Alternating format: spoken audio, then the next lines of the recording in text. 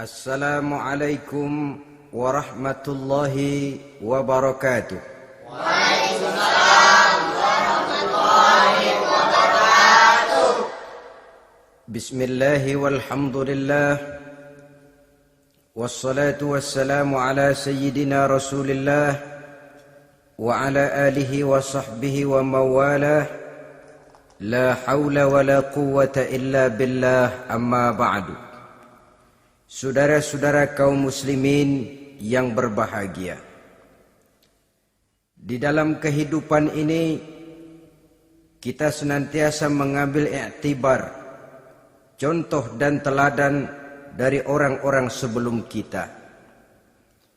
Itu sebabnya kepada baginda Nabi kita Muhammad sallallahu alaihi wasallam Allah Subhanahu wa taala menjelaskan cerita para nabi sebelum beliau dalam ayat "Tsumma naqussu 'alaika min amba'ir rusuli ma nusabbitu bihi fu'adak."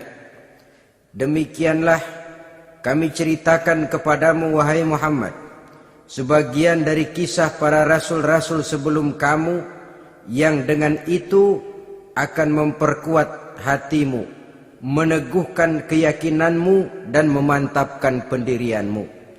Inilah manfaatnya belajar dari sejarah.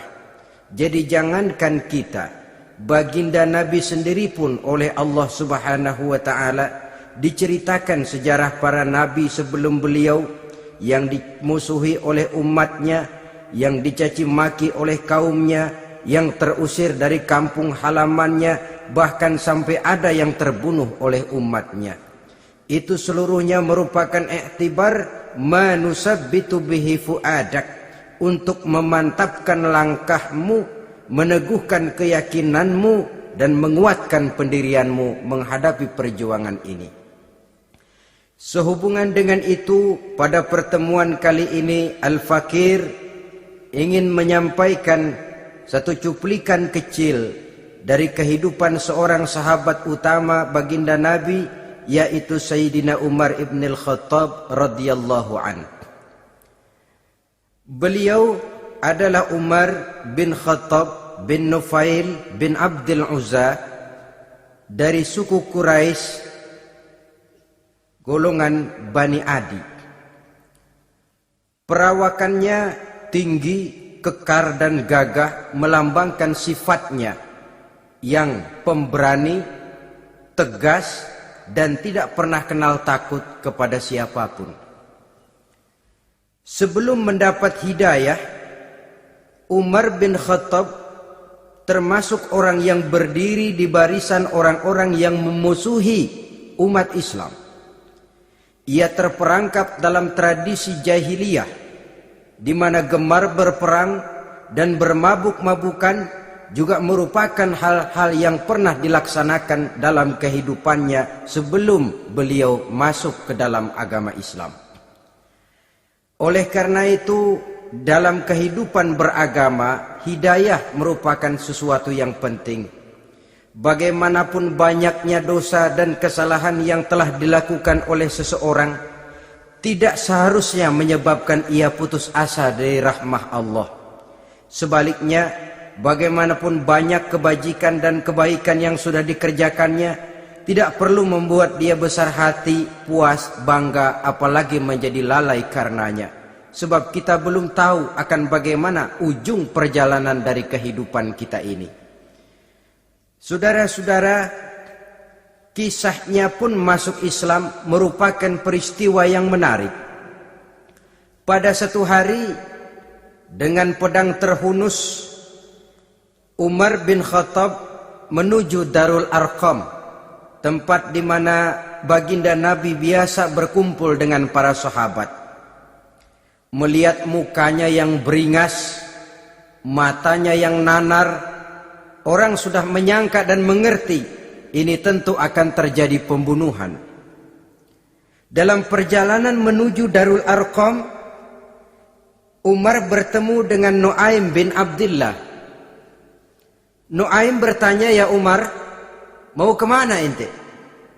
"Mau membunuh itu, si murtad itu," kata. "Si murtad yang mana?" Yang mana lagi? Itu yang memecah belah kita, yang menghina berhala-berhala kita, yang menjelek-jelekkan nenek moyang dan keturunan kita. Siapa lagi kalau bukan Muhammad? Kata Nuaim Umar, enggak salah. Tidak salah lagi. Salah Umar. Salah kenapa? Apa kamu enggak malu? Kamu mau pergi membunuh Muhammad, sementara adikmu sendiri Fatimah, dia sudah termasuk salah seorang pengikut Muhammad.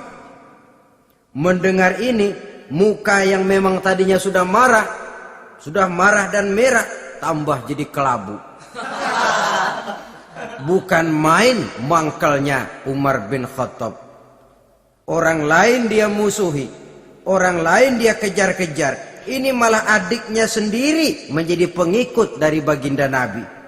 Tidak jadi menuju Darul Arqam, dia berangkat ke rumah adiknya Fatimah. Adapun di rumah Fatimah sedang berkumpul Fatimah, suaminya Sa'id bin Zaid, dan seorang sahabat Habbab ibnul Arad. Mereka sedang membaca Quran. Waktu itu Quran belum lagi dijilid macam sekarang, jadi masih merupakan suhuf atau lembaran-lembaran tercecer saja. Ketuk pintu. Ya tentu tidak assalamualaikum karena dia belum Islam. Tok, tok, tok. Siapa di luar? Umar. Mendengar suaranya saja, ini sahabat yang namanya Habbab ibnul Arad sudah lari ke belakang pintu. Sambil komat kamit baca doa mohon diselamatkan oleh Allah. Adapun Fatimah yang sedang memegang suhuf, lembaran tulisan Quran itu, menyembunyikan suhuf itu di belakang bajunya. Umar masuk. Fatimah, saya bang. Apa benar berita yang saya dengar? Berita apa itu bang? Bahwa kau sudah masuk Islam. Bang, andai kata Muhammad memang benar, bagaimana? Sudahlah, jangan belit-belit. Jawab saja, kau masuk Islam benar atau tidak? Ya. Saudara hadirin, begitu dikatakan iya, tangannya langsung melayang, menampar muka adiknya ini, sehingga mengalir darah dari hidungnya. Suaminya Sa'id bin Zaid yang mencoba melindungi istrinya, dipegang lehernya, dibanting, diduduki dadanya. Oh ini jawara ini.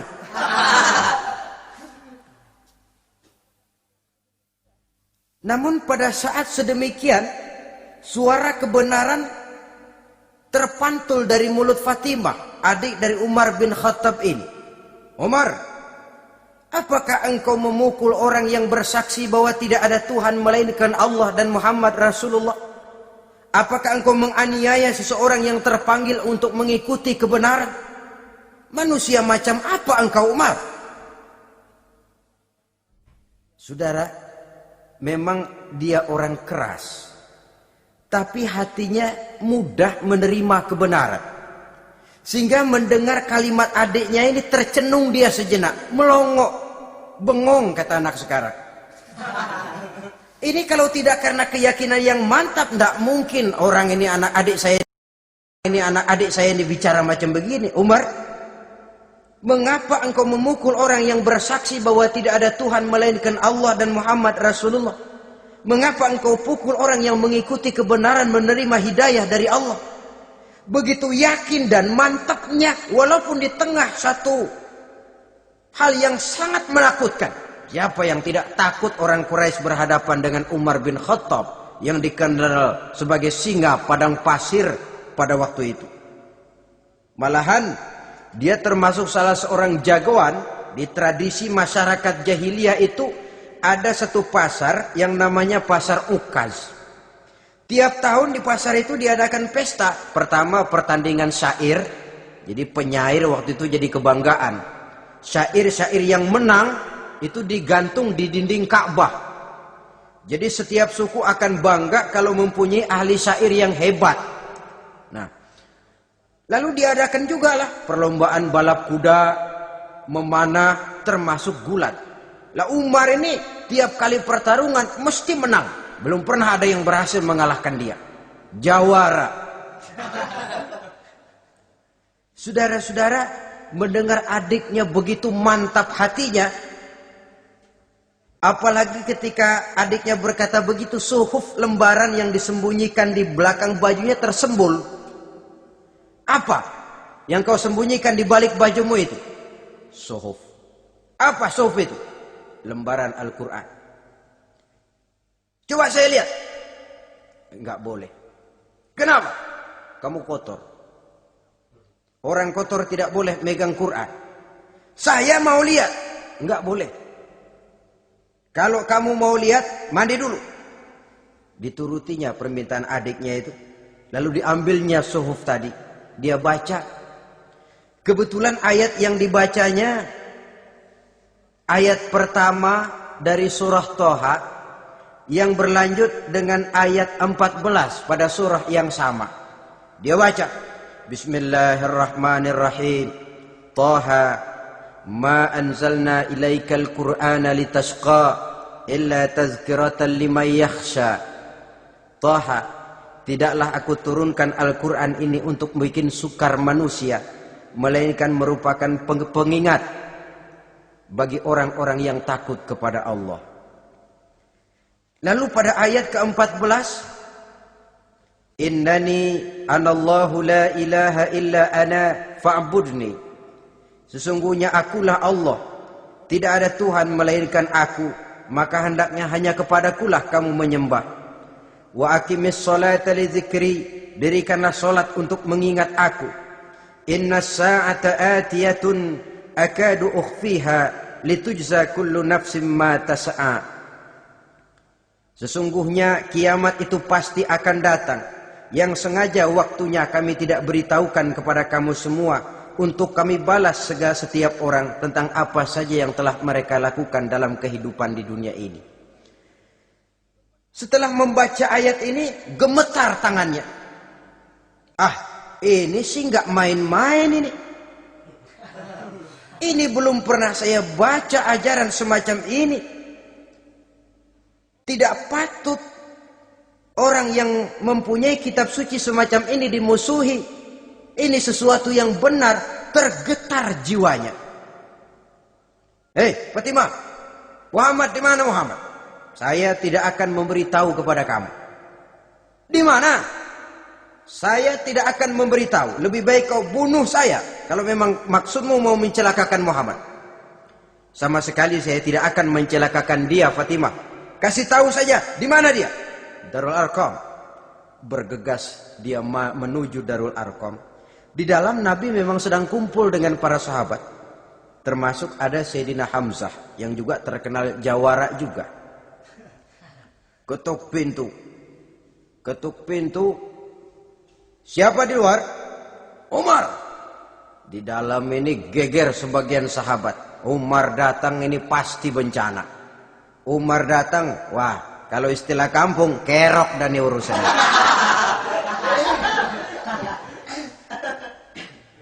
Tapi baginda Nabi menenangkan mereka. Tenang, mudah-mudahan ada hikmahnya. Sayyidina Hamzah tampil, bukakan dia pintu. Kalau niatnya baik, kita terima. Kalau niatnya tidak baik, saya paling depan. Dibukakan pintu.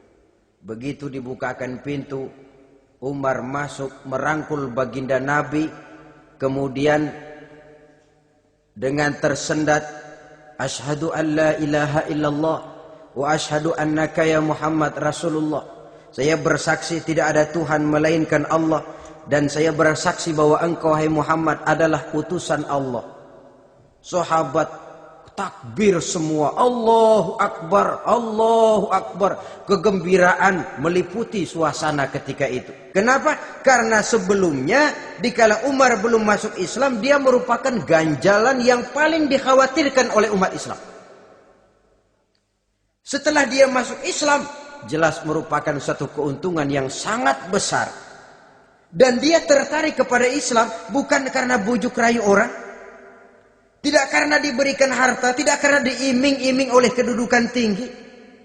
Tapi karena kebenaran, hidayah menembus hatinya melalui wasilah ayat dalam surah Thaha yang dibacanya melalui suhuf yang dipegang oleh adiknya tadi. Sejak saat itu berubah 180 derajat Umar bin Khattab radhiyallahu anhu. Tetapi tetap dengan sifatnya keras, tegas, dan tidak pernah kenal takut kepada siapapun. Cuma kalau sebelum Islam, dia kerasnya kepada Islam. Setelah dia masuk Islam, muter arah. Kepada siapapun yang memusuhi Islam, dia bersikap keras, tegas, dan tidak pernah kenal takut. Bahkan setelah beliau masuk Islam, satu hari ketika di Darul Arqam kumpul-kumpul, waktu itu Nabi belum berdakwah secara terbuka karena pengikut masih sedikit. Sayyidina Umar usul, "Ya Rasul, ada apa Umar? Alasna 'alal haq fi mamatina wa mahyana." Ya Rasul, bukankah kita ini berdiri di atas sesuatu yang benar? Bukankah mati kita, hidup kita untuk melaksanakan sesuatu yang benar? Bala ya Umar, betul Umar. Wallazi nafsi biyadih, innakum la'alal haq in muttum wa in hiyitum. Demi Allah Umar, kata Nabi, sesungguhnya kamu dan kita semua berdiri di atas kebenaran, hidup ataupun mati. Setelah mendapat jawaban begini, Umar masuk kepada tujuan pembicaraannya. Izan ya Rasul, fafimal ikhtifa. Kalau memang begitu ya Rasul, kalau memang kita yakin kita berdiri di atas kebenaran, kita hidup karena kebenaran, kita mati pun memperjuangkan kebenaran, fafimal ikhtifa. Kenapa mesti ngumpet-ngumpet? Kenapa harus sembunyi-sembunyi? Wallazi ba'asaka bil haq, demi Allah ya Rasul, la takhrujanna wa la nakhrujanna ma'ak. Tuhan harus keluar menyampaikan Islam ini secara terbuka, dan kami akan mendampingi Tuhan dengan segenap jiwa dan raga. Sekali masuk Islam gak tanggung-tanggung. Yang kayak begini ini yang kita perlukan sekarang ini. Begitu masuk Islam gak tanggung seluruhnya, jiwa dan raganya masuk Islam.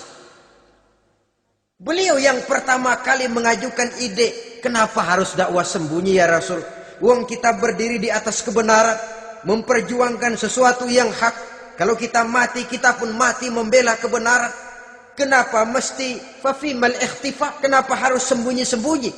Mulai sekarang mari keluar ya Rasul. Saya akan dampingi Tuhan, nyawa taruhannya. Saudara hadirin yang saya hormati, selalu dia tempat-tempat yang pernah dia melaksanakan maksiat sebelum dia Islam, selalu dia kunjungi sampai dia berkata, tidak ada tempat yang pernah saya melakukan kesalahan sebelum saya Islam yang harus saya tutupi dengan kebajikan setelah saya Islam sekarang ini. Bahkan ada satu riwayat menjelaskan beliau itu yang tinggi badannya, kekar perawakannya, gemetar orang ngadepin dia. Tapi beliau sendiri sangat mudah gemetar kalau sudah mendengar ayat-ayat Allah.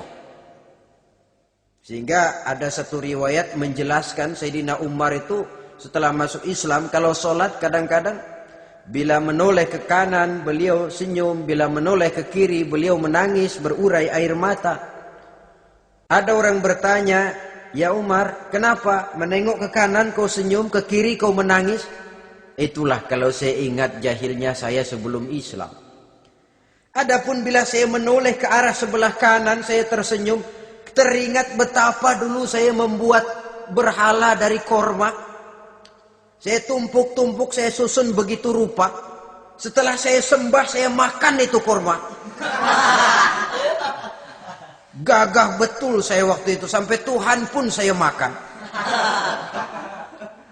Adapun kalau saya menoleh ke kiri teringat putri kesayangan saya yang terbawa oleh tradisi jahiliyah, takut menanggung aib, merasa malu mempunyai anak perempuan sampai dia terkubur hidup-hidup. Berurai air mata saya mengingat semua itu. Padahal Nabi sudah memberikan jaminan. Sebab saudara jangan lupa, Orang kafir masuk Islam, dalam Islam itu dihitung dari bayi lagi. Dari nol, itulah untungnya. Jadi misalnya sudah 60 tahun, dari kecil sampai 60 tahun kafir. Umur 61 masuk Islam. Nah, sejak umur 61 itulah yang dihisab oleh Allah. 60 tahun ke bawah gratis bersih pemutihan. Istimewa betul. Tapi jangan lalu diniatin, gua kafir aja. Nanti sudah tua-tua mau giliran mati baru Islam. Nah, itu diniatin lain. Ini yang karena faktor hidayah, saudara-saudara. Nah, cintanya kepada baginda Nabi luar biasa. Dalam setiap pertempuran beliau selalu di front terdepan. Bahkan demikian cintanya sampai ketika hari di mana baginda Nabi wafat, saudara-saudara. Disampaikan berita wafat Nabi kepada Umar ini. Ya Umar, baginda Nabi sudah wafat. Kamu ngomong apa? Baginda Nabi sudah wafat. Bukan sedih, nyabut pedang, keluar matanya melotot. Siapa yang bilang Muhammad mati, saya tabas batang lehernya. Begitu cintanya beliau kepada baginda Nabi, sampai-sampai nggak menerima kalau Nabi wafat. Taruhlah nggak bisa mati bersamaan, bolehlah mati beriring-iring saja barangkali maksudnya. Saudara-saudara, cabut pedang, kelayaban kemana-mana. Ayo, siapa ngomong Muhammad mati, saya tabas batang lehernya. Sampai bertemu dengan Sayyidina Umar, Sayyidina Abu Bakar. Di tempat orang banyak, Sayyidina Abu Bakar yang bijaksana ini pidato. Ayuhan nas, man kana ya'budu Muhammadan, fa inna Muhammadan qad mata. Wa man kana ya'budu Allah, fa inna Allah hayyun la yamut.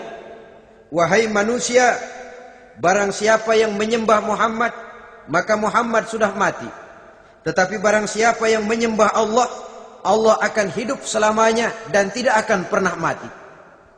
Mendengar pidato ini, Sayyidina Umar sadar bahwa sebenarnya yang tidak bisa mati itu cuma Allah.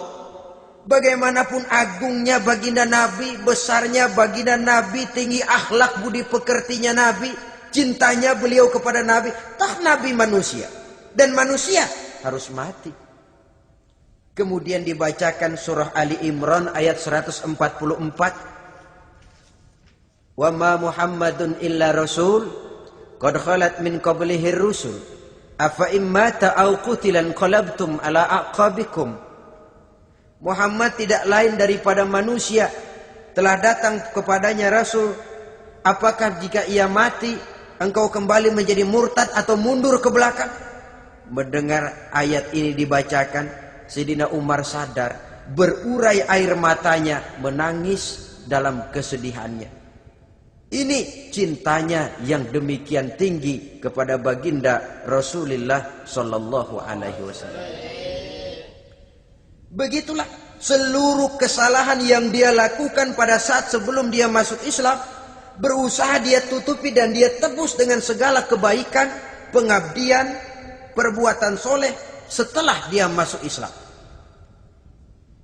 Sehingga diajarkan oleh baginda Nabi, ittaqillaha haitsu ma kunta wa atbi'i sayyi'atal hasanata tamhuha wa khaliqin nasa bi khuluqin hasanin.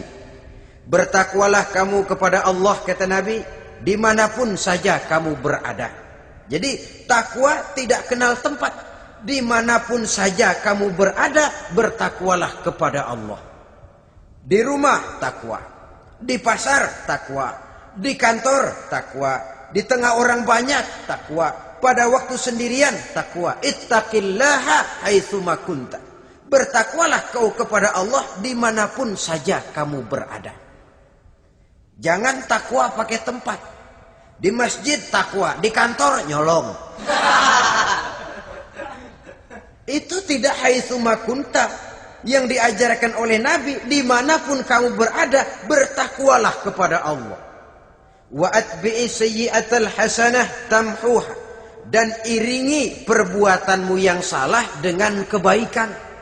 Jadi kalau satu saat terselip kita berbuat salah, cepat iringi dengan kebaikan, tamhuha, dengan harapan kebaikan yang kita kerjakan akan menutupi dosa yang terselip kita lakukan. Ngomongin orang, astagfirullahalazim, banyak istighfar. Istighfarnya mudah-mudahan bisa nutupin dosa karena ngomongin orang. Tapi jangan lalu tambal sulap, ngomongin orang istighfar, terus ngomongin lagi istighfar lagi. Itu tentu tidak bisa dengan cara begitu. Barangkali terselip pernah mengambil harta orang tanpa alasan yang hak, imbangi dengan rajin sedekah misalnya. Barangkali pernah menyakiti hati orang, imbangi dengan perbuatan yang bisa menyenangkan hati orang lain. Itu namanya Sayyidina Umar. Berani karena panggilan hidayah, bukan berani babi. Babi berani juga babi, cuman nyeruduk. Artinya berani yang tanpa pertimbangan. Berani yang tanpa pertimbangan pada akhirnya akan menyulitkan kita sendiri. Beliau gagah, beliau berani, beliau punya kekuatan, beliau punya wewenang, dan itu dimanfaatkannya untuk menjadi backing baginda Nabi kita Muhammad sallallahu alaihi wasallam. La takhrujanna wa la nakhrujanna ma'ak ya Rasul. Ya Rasul, keluar, sampaikan dakwah secara terbuka. Saya akan mendampingi Tuhan. Jika ada yang ganggu Tuhan, saya paling depan. Backing yang mendampingi Rasul untuk menyampaikan risalah Islamiyah ini. Saudara hadirin yang saya hormati, wa khaliqin nasa bi khuluqin hasanin, kata Nabi. Dan pergaulilah manusia dengan akhlak yang baik, karena dengan ini kau bisa mengambil hati orang. Dalam hadis lain katakan, innakum la tas'una an-nasa bi amwalikum walakin yas'uhum minkum bastul wajhi wa husnul khuluq. Kamu tidak akan bisa menyenangkan orang banyak dengan hartamu, tapi kamu bisa ambil hati mereka dengan budi pekerti yang luhur dan muka yang manis. Dengan harta belum tentu kita bisa menyenangkan semua orang. Tapi budi pekerti yang luhur, muka yang manis, itu yang akan bisa membuat kau menyenangkan orang banyak.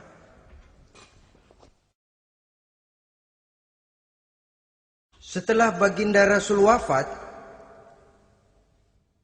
pernah ketika berkumpul, Sayyidina Abu Bakar berkata kepada Sayyidina Umar, "Ya Umar, saya baiat kamu untuk menjadi khalifah."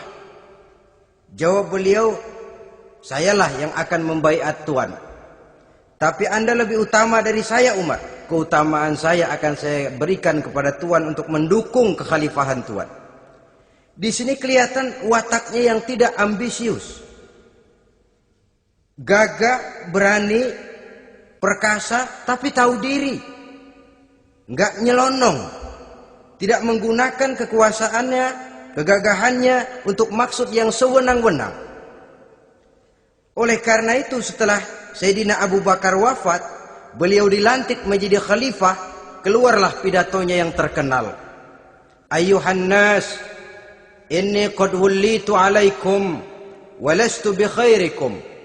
Hai manusia, aku telah dipilih menjadi pemimpin kamu, padahal aku bukanlah orang yang terbaik di antara kamu. Kalau tidaklah karena aku melihat keutamaan, keteguhan yang dapat melindungi kalian, berat rasanya aku memikul amanah ini.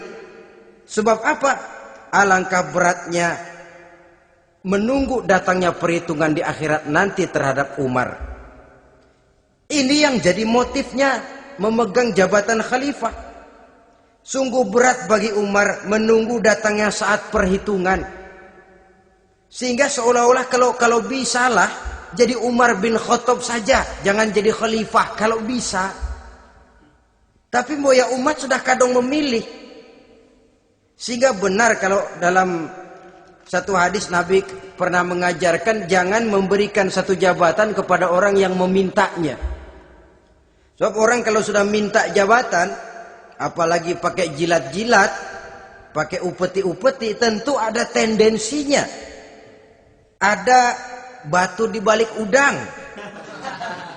Kalau udang di balik batu kan mungkin nggak kelihatan, tapi kalau batu di balik udang kelihatan betul itu. Ada maunya, ambisinya. Jangan memberikan satu jabatan kepada orang yang memintanya. Seakan di batinnya Sayyidina Umar menyesali. Kenapa Umar nggak jadi Umar saja, kok mau jadi khalifah gitu. Alangkah berat perhitungan buat saya di akhirat nanti. Nah, setelah jadi khalifah, sebagai satu i'tibar, saya akan mencoba mengemukakan beberapa sifatnya yang menonjol untuk pelajaran buat kita semua. Pertama, sikapnya terhadap keluarganya setelah beliau menjadi khalifah. Kedudukan sebagai keluarga Umar bin Khattab bukan merupakan kedudukan istimewa. Itu ditanamkan betul kepada keluarganya. Jangan karena bapakmu khalifah, lalu mentang-mentang anak khalifah kau merasa dapat fasilitas, merasa bisa berbuat semau-maumu, kau harus punya tanggung jawab dan beban moral, memberikan contoh yang lebih baik kepada rakyat. Ini yang ditekankan kepada keluarganya. Kalau beliau mau mengeluarkan undang-undang, undang-undang itu lebih dahulu dibicarakan di tengah keluarganya, kumpul anak-anaknya, ini akan ada undang-undang begini. Siapa di antara kalian mau mentaati, persilakan, yang tidak pun persilakan. Tapi saya ingatkan, kalau ada dari keluarga Umar yang melanggar peraturan yang saya keluarkan ini, saya akan menghukumnya 2 kali lipat karena dia keluarga saya. Menghukumnya 2 kali lipat karena dia keluarga saya. Jadi bukan mentang-mentang anak babe, lalu kebal hukum. Tidak. Siapa yang diantara kalian melanggar peraturan ini, akan aku kenakan hukuman 2 kali lipat karena dia keluargaku. Nah, saudara hadirin yang saya hormati, lalu berwibawa, dijaga betul keluarganya. Suatu hari beliau datang ke rumah putranya Abdullah bin Umar. Ketika masuk dilihatnya Abdullah bin Umar sedang makan daging. Makan daging. Merah muka Umar. Mentang-mentang anak khalifah ya. Mentang-mentang anak Amirul Mukminin ya, kamu makan daging. Lihat tuh rakyat kita masih banyak yang kelaparan, makan daging, makan roti keras. Padahal itu halal.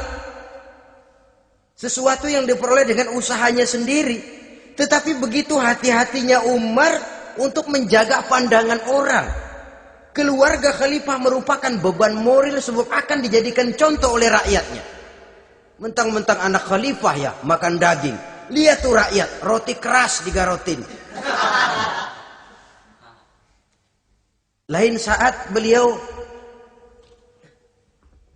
pergi ke satu pasar. Di situ dilihat ada sapi gemuk-gemuk. Tempat lain sapinya kurus-kurus. Tanya, ini yang gemuk-gemuk sapi siapa? Sapi Abdullah bin Umar. Sapi anaknya. Panggil Abdullah bin Umar, suruh sini. Datang anaknya. Abdullah bin Umar pergi ke satu pasar. Di situ dilihat ada sapi gemuk-gemuk. Tempat lain sapinya kurus-kurus. Tanya, ini yang gemuk-gemuk sapi siapa? Sapi Abdullah bin Umar. Sapi anaknya. Panggil Abdullah bin Umar, suruh sini. Datang anaknya. Abdullah bin Umar, bagaimana ceritanya sampai ini?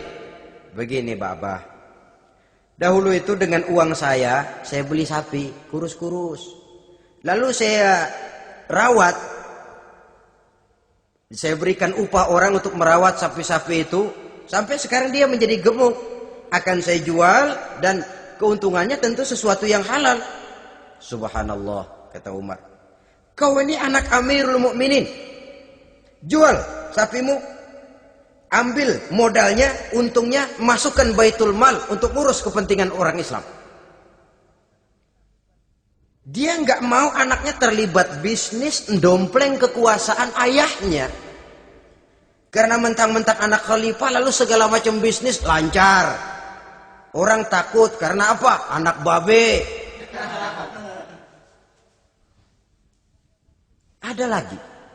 Pada waktu pembagian harta ghanimah,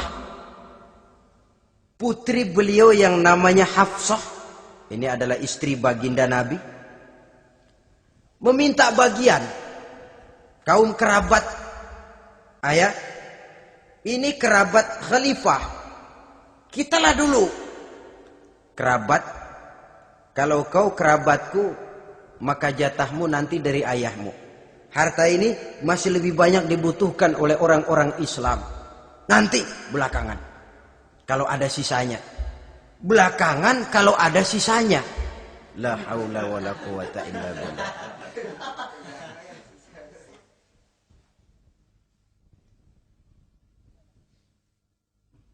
Saudara hadirin,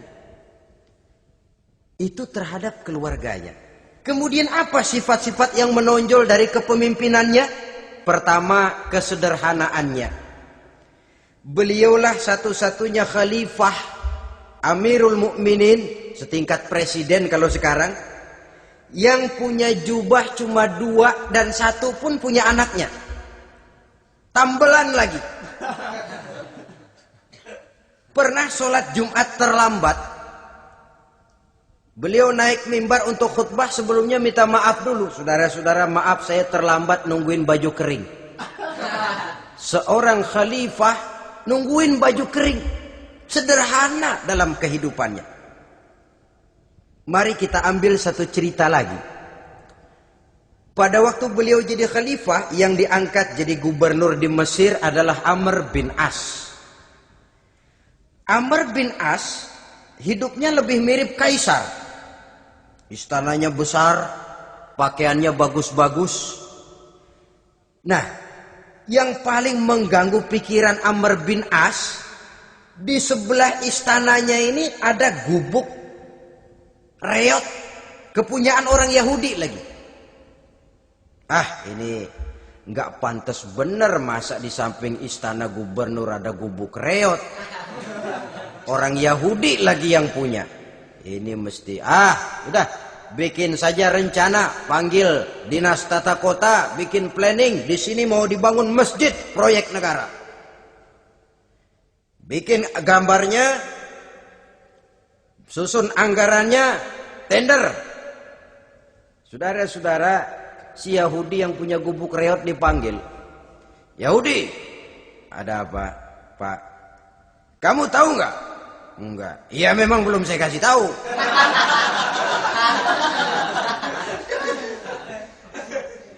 Ada apa, Pak? Itu kamu punya gubuk. Tahu? Kena proyek. Proyek apa, Pak? Kami mau bangun masjid besar di situ. Dan tidak sesuai ada gubuk reot di samping tempat gubernur. Jadi maksud Bapak, gubukmu, tanah-tanahnya mau saya bebaskan. Saya beli. Enggak mau, Pak. Saya enggak mau jual. Saya bayar 2 kali lipat. Enggak mau. 3 kali lipat. 6 kali lipat juga enggak mau, Pak. Saya dari muda peres keringat banting tulang cuma segitu-gitunya, Pak, tempat saya tinggal. Gubuk reot sama tanahnya sedikit. Makmur saya, Pak, cuma rumah sama sumur.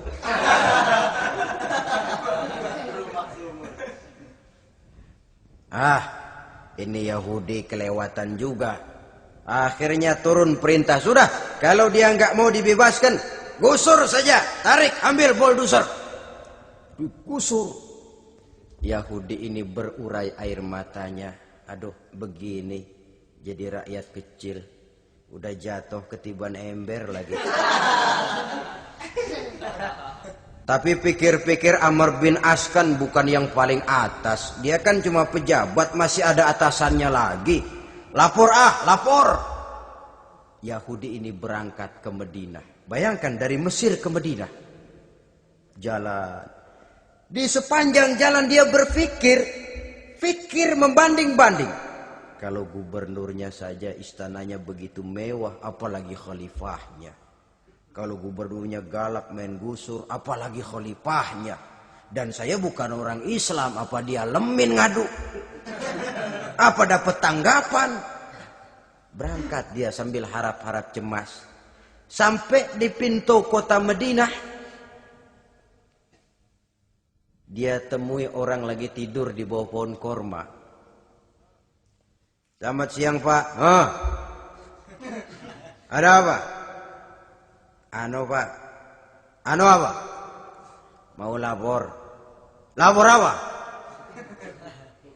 Bapak tahu Khalifah Umar bin Khattab? Tahu.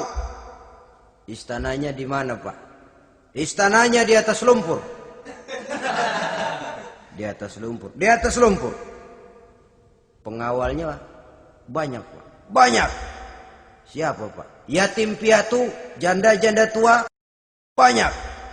Siapa, Pak? Yatim piatu, janda-janda tua, orang-orang miskin, orang-orang lemah, itu pengawalnya. Pakaian kebesarannya apa sutra apa, Pak? Pakaian kebesarannya malu dan takwa. Saya nggak ngerti, Pak. Itulah Umar bin Khattab. Lalu orangnya sekarang di mana, Pak? Di depan ente. Rupanya yang dia tanya itulah orangnya. Gemeter Yahudi ini, keringat bercucuran. Coba, istananya di atas lumpur. Sebab beliau berprinsip, bagaimana saya bisa menghayati nasib rakyat kalau saya tidak merasakan apa yang mereka rasakan? Bagaimana saya nggak bisa tahu sakitnya lapar kalau saya belum pernah kelaparan? Itu prinsipnya. Istananya di atas lumpur. Para pengawalnya yatim piatu, janda-janda tua, orang-orang miskin, orang-orang lemah dan tidak mampu. Dan pakaian kebesarannya malu dan takwa. Kamu dari mana? Dari Mesir, Pak. Ada apa? Mau laporan gubernur Bapak di Mesir yang namanya Amr bin As. Kenapa? Main gusur aja, Pak. Ceritanya? Iya, dia mau bangun masjid. Kebetulan di areal itu saya punya tanah sama gubuk segitu-gitunya. Saya nggak mau dibeli. Digusur, Pak. Saya mau mencari keadilan. Begini. Kamu lihat tempat sampah itu? Lihat. Di situ banyak tulang. Coba kamu ambil kemari satu. Tulang unta, bawa sini. Bingung Yahudi. Pak, saya kemari mau cari keadilan. Kalau tulang mah di Mesir juga banyak, Pak. Sudahlah, pokoknya kau ambil saja tulang itu. Dicoker-coker, dapat, dikasih. Tulang itu digaris lurus oleh Sidina Umar dengan ujung pedang. Red. Nah, nih, kau bawa kepada Amr bin As. Makin bingung itu Yahudi. Suruh bawa tulang cuman digaris. Nanti saya ngomong apa, Pak? Sudahlah, kasih saja. Pulang dia. Sampai di Mesir. Tuan Gubernur, ada apa? Saya baru menghadap khalifah. Kemudian beliau sampaikan ini, dikasih tulang. Amr bin As ngelihat tulang ada goresan lurus dengan ujung pedang, gemetar. Badannya keluar keringat dingin. Panggil kepala proyek. Proyek batal. Masjid nggak jadi didiriin. Itu gubuk Yahudi diriin lagi.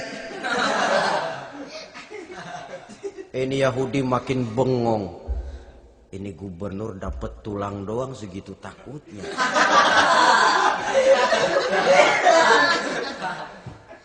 Ada apa sebenarnya, Tuan Gubernur? Kamu tahu? Ini nasihat pahit buat saya dari Amirul Mukminin Umar bin Khattab. Seolah-olah beliau bilang, "Hai Amr bin As, jangan mentang-mentang sedang berkuasa ya. Pada suatu saat kau akan jadi tulang-tulang kayak begini. Maka mumpung kamu masih hidup dan berkuasa, berlaku lurus dan adillah kamu seperti lurusnya garis di atas tulang ini. Red. Lurus, adil, jangan bengkok. Sebab kalau kamu bengkok, nanti aku yang luruskan pakai pedangku." Siapa yang nggak ngeper digituin? Sampai akhirnya apa? Kata si Yahudi, Pak, kalau begitu Islam adil ya. Adil. Kalau gitu biarin dah Pak, tanah saya. Mau kamu jual? Bukan saya jual Pak, saya kasih aja dah. Campur gubuk-gubuknya, ambil aja dah.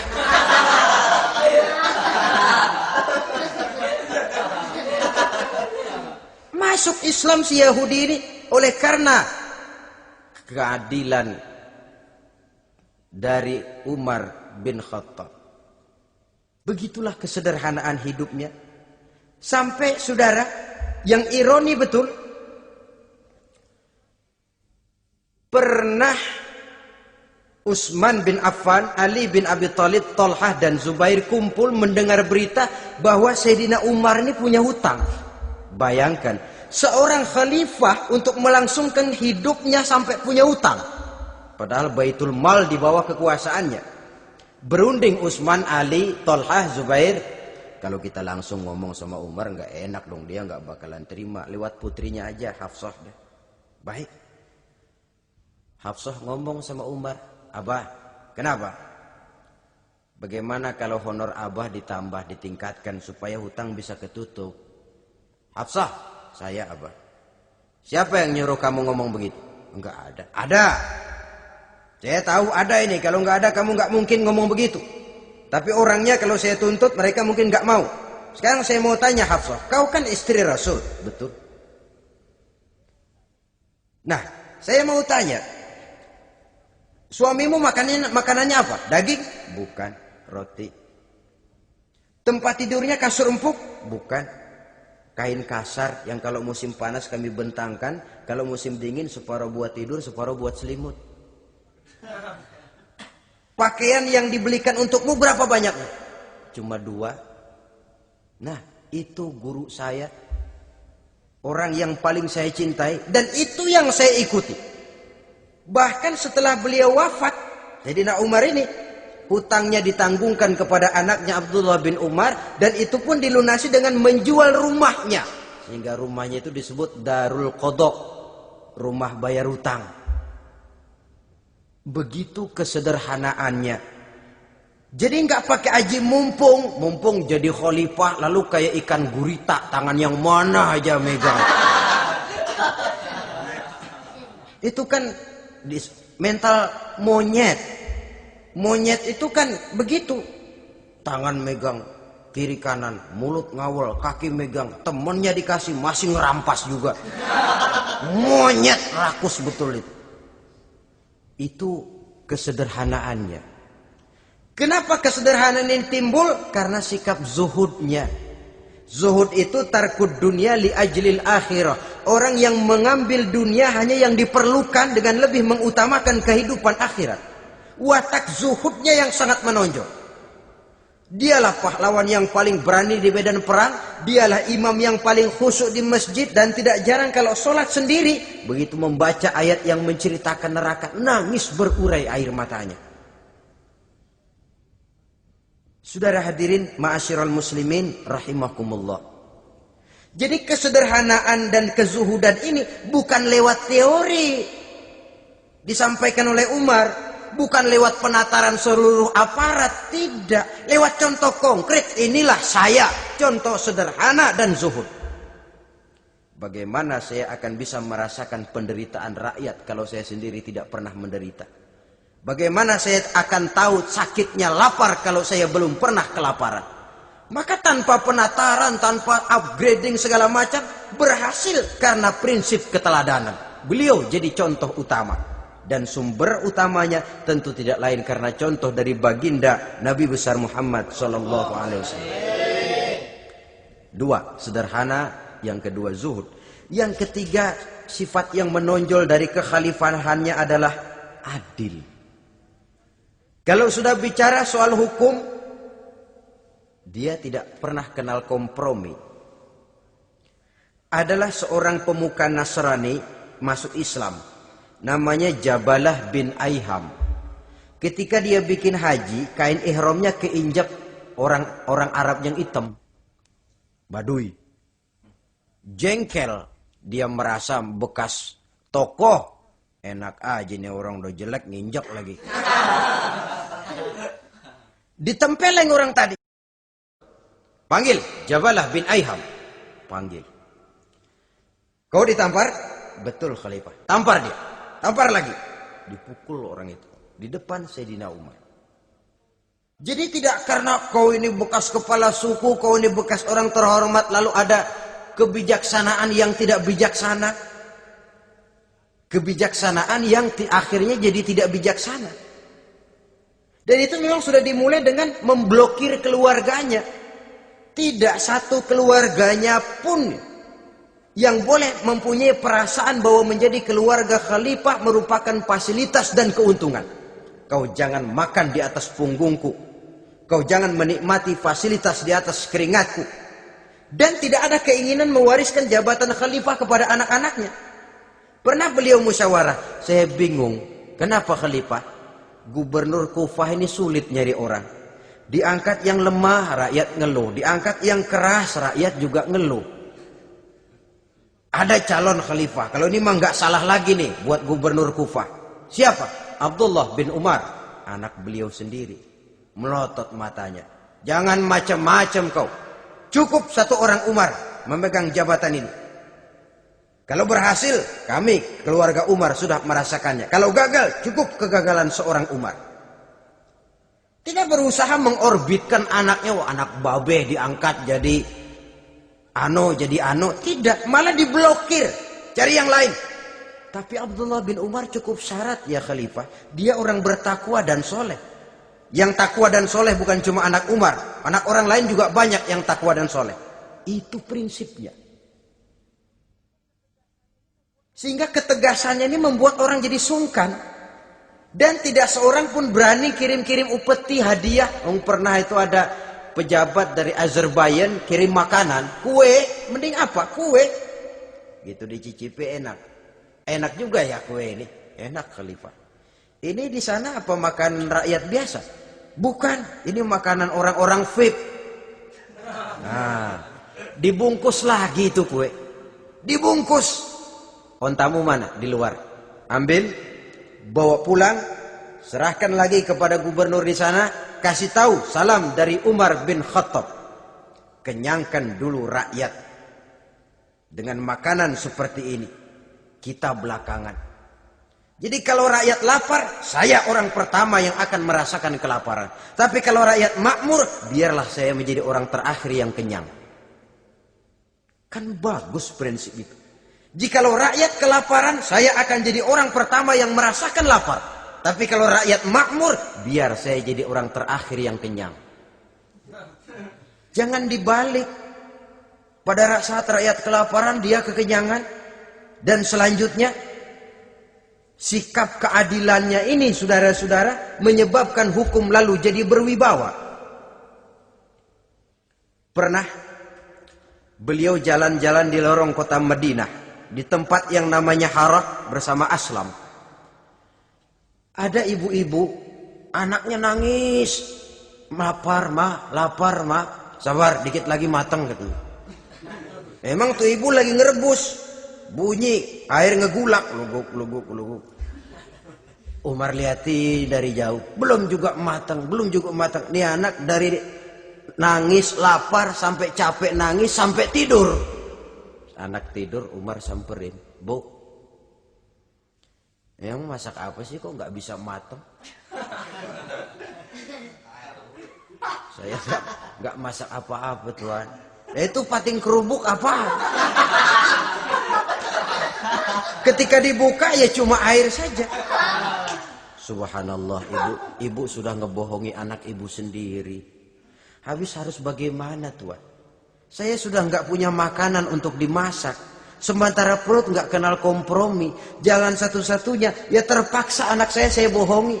Saya bilang sebentar lagi matang sampai dia tidur sekarang ini. Memangnya Khalifah Umar gimana sih ngurusi rakyatnya? Subhanallah, dia orang zalim. Dia yang memegang urusan kami, tapi dia nggak tahu nasib saya. Anak kelaparan, keluarga terlantar. Oh begitu. Iya, zalim betul Umar bin Khattab itu. Kalau begitu ibu tunggu sebentar. Dia pulang bersama Aslam menuju Baitul Mal. Dia ambil tepung 1 karung, dipikul sendiri. Dipikul sendiri, kata Aslam, ya Khalifah biar saya yang bawa. Jangan. Kenapa Khalifah? Apa kau kira kau sanggup mikul dosa saya di akhirat nanti? Biar saya yang mikul sendiri. Dia bawa ke tempat tuh ibu-ibu. Dia masakin sendiri. Nah bu, sudah matang, persilakan masak. Makan. Alhamdulillah Tuan. Mudah-mudahan Allah memberkahi Tuan. Tuan lebih baik dari Umar bin Khattab yang zalim itu. Memang sebenarnya Tuan siapa, kata tuh ibu? Saya. Iya. Saya ya Umar bin Khattab yang ibu bilang zalim itu. Gemetar si ibu. Gemetar si ibu.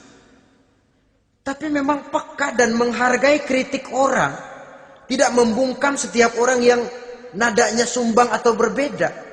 Kadang beliau berkata, saya khawatir karena orang terlalu segan dengan saya lalu nggak ada yang berani negor kalau saya salah. Kan begitu biasanya. Karena sudah terlalu segan lalu semuanya orang mau diaminin saja. Asal dibilang nggak benar marah, jengkel. Lalu disingkirin, maunya diiyain, inge kula nuwun. Oke bos. Beliau bilang saya khawatir kalau tidak ada orang yang mau menegur kesalahan saya jika saya terlanjur nanti. Tahu-tahu muncul orang. Demi Allah, saya akan menegur Tuan dengan pedang saya ini. Cerah mukanya, senyum bibirnya. Alhamdulillah, anak muda, saya memerlukan orang macam kau. Yang berani berkata ya terhadap yang benar dan tidak terhadap yang tidak benar, apa dan bagaimanapun resikonya. Di sini kelihatan sikap beliau menghadapi orang yang berbeda pendapat.